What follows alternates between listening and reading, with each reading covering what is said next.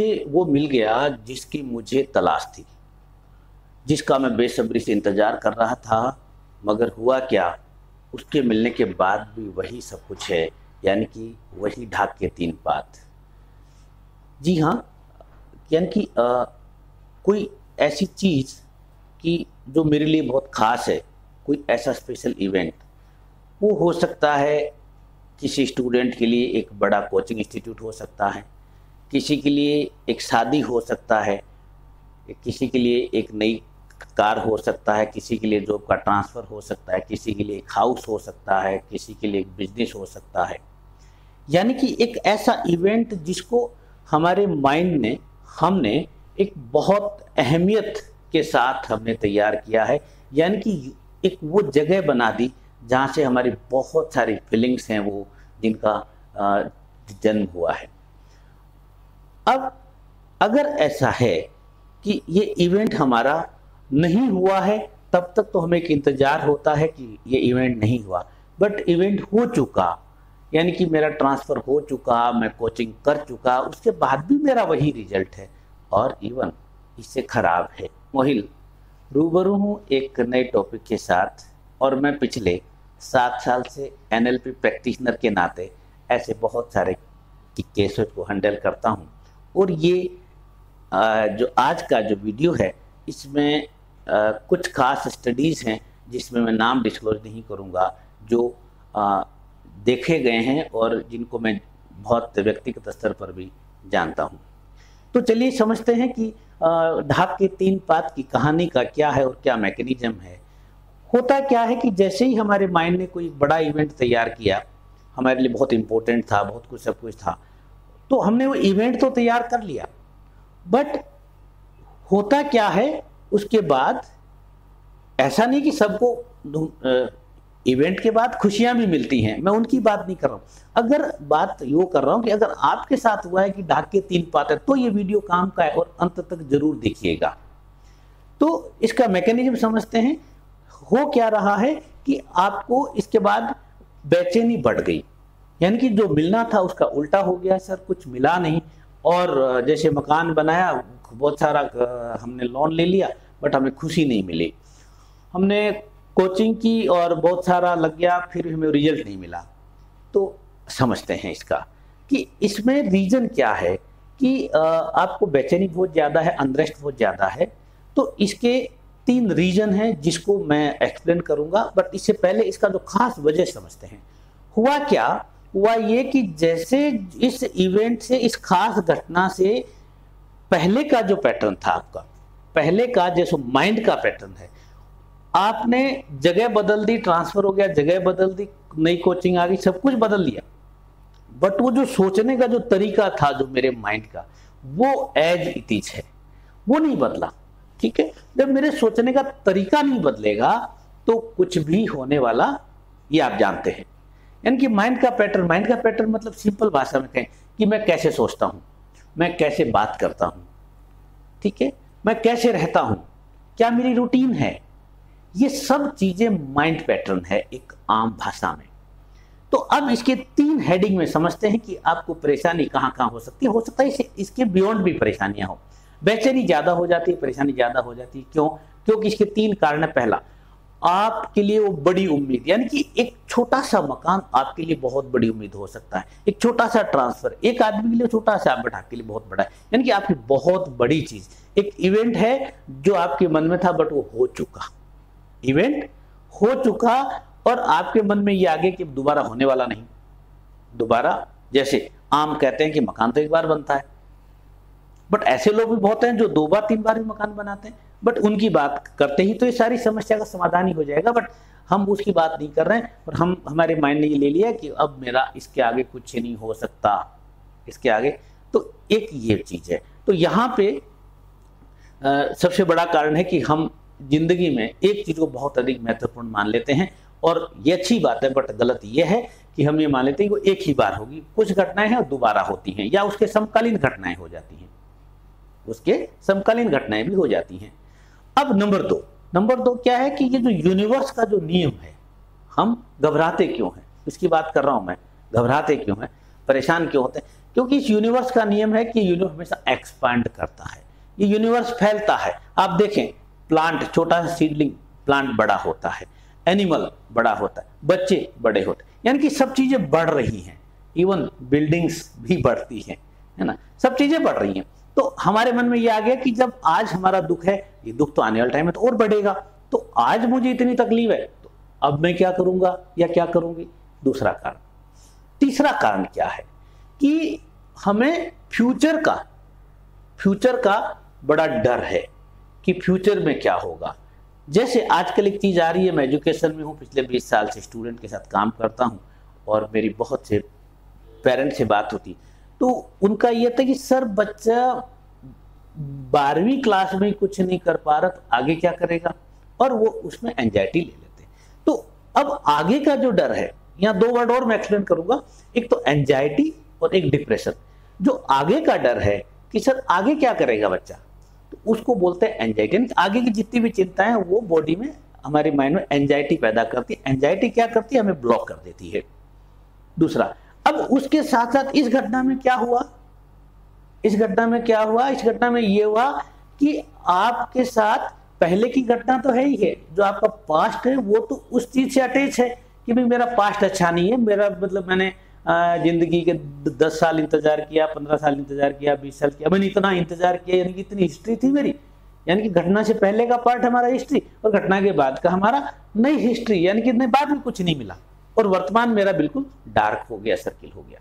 ये सिचुएशन है। तो अब इसमें क्या हो गया कि पहले की जो चीज है वो ज्यादा है, यानी कि हम डिप्रेशन में चले जाते हैं। यानी कि जो पहले का जो अफसोस कहें या कुछ भी कहें कि पहले की जो परेशानी वो हमारा डिप्रेशन में कन्वर्ट हो गई और आगे वाली है वो एंजाइटी।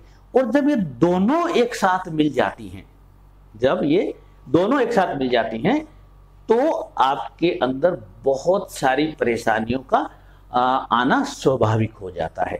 क्यों? क्योंकि दोनों अवस्था में हम आगे बढ़ने की बजाय हम एक ही जगह पे रुक जाते हैं। जैसे कहते हैं ना कि बहता पानी की अलग तासीर है और पानी अगर एक ही जगह में एक बर्तन में बहुत सालों तक पड़ा है तो उसकी तासीर अलग होती है। अब सर यहाँ तक बात हो गई। अब सवाल ये है कि इसका समाधान क्या करें। मेरे सामने जब बात होती है, जो स्टूडेंट कहते हैं सर ये प्रॉब्लम तो है, सच है आपने बता दी, बट इसका सॉल्यूशन क्या करें। जी हाँ, मैं एनएलपी प्रैक्टिशनर होने के नाते मैं इसके समाधान की बात कर रहा हूँ। मैं यहाँ पे 4 बिंदुओं पे बात करूँगा जो इम्पोर्टेंट है, जो एनएलपी के बेस्ड हैं, साइंटिफिक हैं, जिनको आप गूगल पे जाएंगे, नई रिसर्च को पढ़ेंगे तो आपके सामने चीज़ें वो आ जाएंगी। जो साइंटिफिक रिसर्च है उस पर मैं मेरा एक्सपीरियंस इसमें ऐड कर रहा हूँ। नंबर 1, सॉल्यूशन नंबर 1, ध्यान रखिएगा, break the pattern. Break the pattern यानी कि जो हमारा पैटर्न है उसको हमें तोड़ना है। तोड़ने का मतलब क्या, यानी कि जो काम मैं इस इवेंट से पहले करता था वही काम में, वही आदत मेरी इस इवेंट के बाद है। ध्यान से समझिएगा। ऐसे समझो कि आपको अगर कहीं जाना है और आपके पास मान लो पहले आप साइकिल पे जाते थे या पैदल जाते थे, अब आपके पास मोटरसाइकिल आ गई है, तो नो डाउट आप जल्दी पहुंचेंगे, बट जल्दी पहुंचने के लिए भी तो आपको कुछ तो पहले रवाना होना पड़ेगा। आपका 7 बजे एग्जाम है और आप 7 बजे रवाना होंगे तो डेफिनेटली आप टाइम पे नहीं पहुंचेंगे। अगर आपकी यानी कि लेट की आदत पहले भी थी और आज भी है तो आप उस चीज़ का एंजॉय नहीं कर सकते। हाँ, पहले आपको पहुंचने में अगर आधा घंटा लगता था साइकिल से, तो अब आपको 10 मिनट में पहुंच जाओगे, तो वो 20 मिनट आप एंजॉय कर सकते हो। तो ये हमें, जो हमारा जो साइकिल है, हमारे जो माइंड का जो पैटर्न है, उसको हमें ब्रेक करना पड़ेगा। अब स्टूडेंट अक्सर पूछते हैं कि सर इसको ब्रेक कैसे करें, इसको ब्रेक करें कैसे। बहुत सिंपल सा है, एक जापानी टेक्निक है जिसको काइजन कहते हैं, उसी का मैं रेफरेंस दे रहा हूँ कि जो इजीएस्ट वर्क है या सिंपलेस्ट वर्क है या सबसे छोटा काम है उसको पहले कर लें। जो सबसे सिंपल है, सबसे आसान, उसको पहले। जैसे मैं स्टूडेंट का एग्जांपल दे रहा हूँ। अगर मान लो एक स्टूडेंट को किसी एग्जाम का एंजाइटी है या कोई, तो वो एक काम जरूर कर सकता है पहले कि जो बॉल पेन और स्टेशनरी जो एग्जाम के पहले दिन खरीद के लाता था वो बहुत पहले ला सकता है। यानी कि एग्जाम की तैयारी से पहले वहां से तैयारी शुरू की जा सकती है। या फिर यानी कि वो पैटर्न क्या था कि कल एग्जाम, आज शाम को तो हम दुकान ढूंढ रहे हैं, पेन पेंसिल संभाल रहे हैं, तो नहीं, आप उसको बहुत पहले ही संभाल के रख लें, तो आपका एक जो पैटर्न जो था वो टूटेगा। और जब एक पैटर्न टूटेगा यानी कि खराब का टूटा है तो नया अच्छा ही आएगा। ये प्रकृति का वरदान हमारे सबके साथ होता है। अगर आप स्टूडेंट नहीं हैं तो मैं एक और एग्जाम्पल ले रहा हूँ। चाय हमारी सोसाइटी में बहुत कॉमन है, ठीक है। तो अगर मुझे ये है कि मेरी चाय पीने की आदत है और वो आदत मुझे परेशान कर रही है, मुझे पता चला कि भाई इस वजह से मेरे साथ ऐसा हो सकता है, मेरा डाउट गया है या मेरे साथ हो भी रहा है मान लो, तो एक पैटर्न में चेंज, हाँ एग्री कि चाय अचानक छोड़ी नहीं जाती, मतलब आसान नहीं है, एक हमारा माइंडसेट कहता है, यानी कि मेरा माइंडसेट कह रहा है। ऐसा नहीं कि लोग छोड़ते नहीं, छोड़ते भी हैं, बट मैं क्या कर सकता हूँ, एक काम जरूर कर सकता हूँ कि चाय में जहाँ मीठी पीता था वहां पे मैं अगर 10 चाय मीठी पी रहा हूं तो मैं 2 चाय फीकी पी सकता हूं। ये छोटा सा चेंज वहां पे किया जा सकता है। ऐसे ही आपके पास बहुत सारे हजारों विकल्प हैं जहां पे आप छोटे छोटे बदलाव कर सकते हैं, और आप इनको एक बार करके देखिए। बहुत ही इंटरेस्टिंग और जादुई रिजल्ट इसमें देखे गए हैं, मेरा व्यक्तिगत अनुभव। नंबर 2, सॉल्यूशन नंबर 2, जो भी आपके पास है, स्टार्ट ग्रेटिट्यूड और अवॉइड ट्रिगरिंग। हम क्या करते हैं, मान लो घर है, गाड़ी है, साइकिल है या कोचिंग है, कुछ भी है जो हमारा मेन इवेंट था, उस इवेंट के प्रति हमारा एक सम्मान होना चाहिए, एक नमन होना चाहिए कि हाउस है तो थैंक यू हाउस, गाड़ी है तो thank you car, thank you गाड़ी, कुछ भी। एक थैंक यू की जो भावना जो है, फीलिंग जो वर्डिंग जो है, ये हमारा स्टेट चेंज करती है। ये बेसिकली स्टेट का ही काम है, जो आपको अगले वीडियो में इसके बारे में विस्तार से बताऊंगा। तो ये स्टेट है, तो एक तो ये ध्यान रखना। इसके साथ ही क्या, ग्रेटिट्यूड तब तक काम नहीं करेगा जब तक आप क्या क्रिटिसिज्म, बुराई करने को बंद नहीं करेंगे। मगर अगर जैसे मकान है, कुछ भी है, तो आप पहला काम करें कि उसकी बुराई करना बंद कर दें और आभार शुरू करें। या फिर एक चीज और देखिए, ट्रिगरिंग करते हैं, यानी कि हम कहते हैं ना कि अच्छा वो आने दो, उससे अपने ये बात करेंगे तो वो उछलेगा। और कई बार हम ट्रिगरिंग इसलिए भी करते हैं कि वो इससे उछलेगा तो उसमें बदलाव आएगा। एनएलपी के बहुत साफ कंसेप्ट हैं कि जो ट्रिगरिंग है, जो ब्लेमिंग है, जो क्रिटिसिज्म है, ये किसी भी प्रकार के रिजल्ट को प्रोड्यूस नहीं करते हैं। और अगर करते भी हैं तो किसी और स्टेट में और जगह पे जाके करते हैं। आपके रिलेशन में या आपके मेंटल पीस में या आपकी सक्सेस में कोई भी बेनिफिट नहीं देखा गया है, नहीं दे। जैसे for example, as a father, मैं भी फादर हूं, अगर मैं बच्चे को ट्रिगरिंग करूंगा, यानी कि उसकी जिसे कहते हैं दुखती रग दबाऊंगा, तो क्या होगा, वो बच्चा मेरे से दूर चला जाएगा, वो मेरे से दूर चला जाएगा। तो मैं तो ये नहीं चाहता कि मेरा बच्चा दूर से, मैं तो चाहता हूं कि मेरे बच्चे मेरे से अटैच हों। बिल्कुल ऐसी ही बात है हमारे उस खास इवेंट में जिसके हम ट्रिगरिंग को छोड़ना है। अब आ रहा हूं मैं नंबर 3। नंबर 3 जो पॉइंट है, ये बहुत महत्वपूर्ण है, जिसको आजकल हम लोगों ने क्या किया कि आधुनिकता के नाम पे हमने उसको समझा नहीं। क्या है, maintain hierarchy. Maintain hierarchy, hierarchy का मतलब होता है कि जो बड़ा है उसको बड़े का सम्मान, जो उससे छोटा है उससे छोटे का सम्मान। यानी कि जिस सिस्टम में हम रह रहे हैं, मान लो हम एक फैमिली में रह रहे हैं, तो जो फैमिली का जो सेटअप हमने अडॉप्ट किया है, जो सेटअप हमने अडॉप्ट किया है, और उसमें जो बड़ा है वो है, उसका हमें उसी एंगल से रेस्पेक्ट करना होता है। जैसे मैं खुद इस सेक्टर में हूँ, सर्विस सेक्टर में हूँ, तो हमारे जो बड़े उत्कृष्ट जो अधिकारी हैं, वो हेड हो या प्रिंसिपल हो, तो हम गलती क्या करते हैं कि कहते हैं हम उनको, उनमें ये नहीं, हम उनमें क्या ढूंढ लेते हैं, उनकी ट्रिगरिंग ढूंढ लेते हैं या उनके बारे में कुछ भला बुरा नहीं, वो एज पर रूल आए हैं ना वहाँ पर, तो एज पर रूल ही हम नौकरी कर रहे हैं, तो मुझे उसी सिस्टम को ही फॉलो करना होता है। जब मैं उस सिस्टम को फॉलो करता हूँ, ये सिस्टम चाहे आपका गवर्नमेंट ऑफिस हो, चाहे आपका घर हो, चाहे आपकी सोसाइटी हो, कहीं पर भी हो, ये सब जगह पर लागू होता है। हाँ, अब जैसे इसको मैं और थोड़ा सिंपल करता हूँ।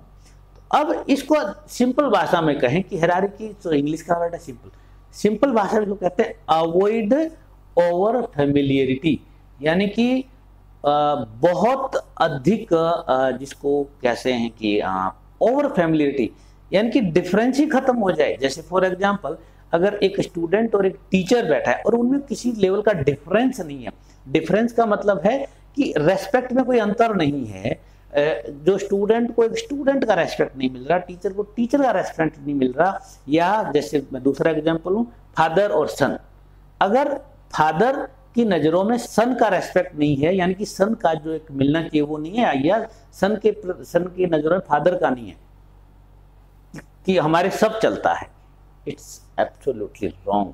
ये बहुत चीज़ सही नहीं है कि हमारे सब नहीं चलता, हम एक अलग कल्चर में रह रहे हैं, क्योंकि हायरार्की साइंटिफिक है। आप यकीन मानिए कि जिंदगी के एक्सपीरियंस में कोई भी बेटा अपने बाप से बड़ा नहीं हो पाया। क्यों? क्योंकि उसकी उम्र में जो डिफरेंस है, उनकी जो उम्र में डिफरेंस, हाँ एकेडमिक क्वालिफिकेशन हो सकती है, फाइनेंशियल अचीवमेंट हो सकता, सब कुछ हो सकता है, बट जो जिंदगी की जो थपेड़े हैं उसमें हम कभी फादर से ओवर नहीं हो सकते।